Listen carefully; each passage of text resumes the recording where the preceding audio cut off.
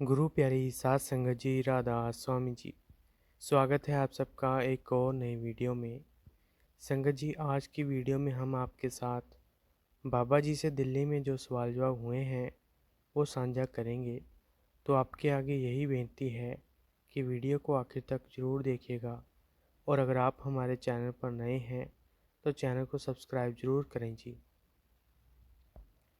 एक लड़की ने सवाल किया कि बाबा जी, मेरे माँ बाप बोलते हैं कि तेरी शादी 2026 में करनी है, तो बाबा जी मैं शादी नहीं करना चाहती।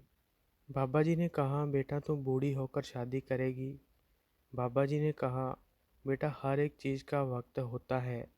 माँ बाप की यही इच्छा होती है कि उनके जीते जी उनके बच्चे सेटल हो जाएं। बेटा अगर आप माँ बाप की खुशी चाहते हैं तो उनका कहना ज़रूर मानो। फिर लड़की ने सवाल किया कि बाबा जी, जब हजूर बड़े महाराज जी थे तो वो कहते थे कि डंडे वाला आएगा, तो बाबा जी आप तो डंडे वाले हो, तो क्या हजूर भी डंडे वाले हैं? तो आगे से बाबा जी मुंह घुमाकर हजूर की तरफ देखने लगे और हजूर जी खिड़खिड़ाकर हंसने लगे, और बाबा जी भी हंसना शुरू हो गए और संगत भी हंसना शुरू हो गई। तो बाबा जी ने कहा, बेटा पंजाबी में एक कहावत है कि या राह पे जानिए या बाह पे जानिए। फिर उस लड़की ने कहा कि बाबा जी आप मेरे साथ रहना। बाबा जी ने कहा, बेटा अगर आप मुझे साथ लेकर चलोगे तो साथ में डंडा भी चलेगा। फिर एक लड़की ने कहा कि बाबा जी, मेरा भाई वो माँ बाप का कहना नहीं मानता और कहता है कि मैं तो गलत काम करके पैसे कमाऊँगा। तो वो कहता है कि जब बाबा जी कहेंगे तो मैं गलत काम नहीं करूँगा। तो बाबा जी भाई यहाँ पर आया हुआ है।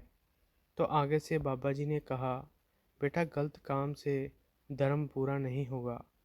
बाबा जी ने कहा, बेटा जो ये हम दुनिया को देखते हैं ये सारा कुछ दिखावा है।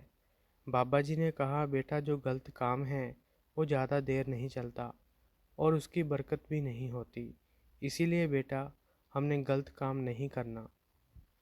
फिर किसी ने कहा कि बाबा जी और हजूर जी को राधा स्वामी। बाबा जी ने कहा, तूने तो मेरे को बाबा बोल के बूढ़ा बना दिया और इनको गुरु महाराज। तो आगे से लड़की ने कहा, नहीं बाबा जी, मैंने इनको हजूर महाराज जी कहा है। इस बात पर बाबा जी और हजूर जी हंस पड़े। बाबा जी ने कहा, अच्छा हजूर को हजूर महाराज जी बोला है। फिर किसी ने सवाल किया कि बाबा जी आजकल के दौर में गवर्नमेंट जॉब कैसे करें, क्योंकि कई लोग करप्ट होते हैं। बाबा जी ने कहा, बेटा आप ईमानदारी से चलो, हमने सही होकर चलना है। अगर हम गलत चलेंगे तो हिसाब किताब तो हमें ही देना पड़ेगा, बाकी जो करते हैं उनको करने दो। फिर किसी ने कहा कि बाबा जी मैं आपको कुछ बोल सकती हूँ? बाबा जी ने कहा, बेटा कि बेटा बहनें क्या चुप कर सकती हैं? तो बहन ने कहा कि बाबा जी मैं आपको पापा जी बोल सकती हूँ। तो आगे से बाबा जी ने कहा, बेटा जो बोलना है वो खुशी से बोलो। फिर लड़की ने कहा कि बाबा जी कई बार मुझे पहले ही कुछ पता चल जाता है तो मैं कुछ बोलती हूँ, तो सभी मुझे बोलते हैं कि काली जुबान है। बाबा जी ने कहा, बेटा मुझे भी सभी बोलते हैं कि आपकी वजह से सब हुआ है। फिर उस लड़की ने कहा कि बाबा जी आप हंसते हुए बहुत अच्छे लगते हैं। बाबा जी ने कहा, वैसे अच्छा नहीं लगता। फिर लड़की ने कहा कि बाबा जी अगला जन्म ना देना। बाबा जी ने कहा, बेटा जैसी करनी वैसी भरनी।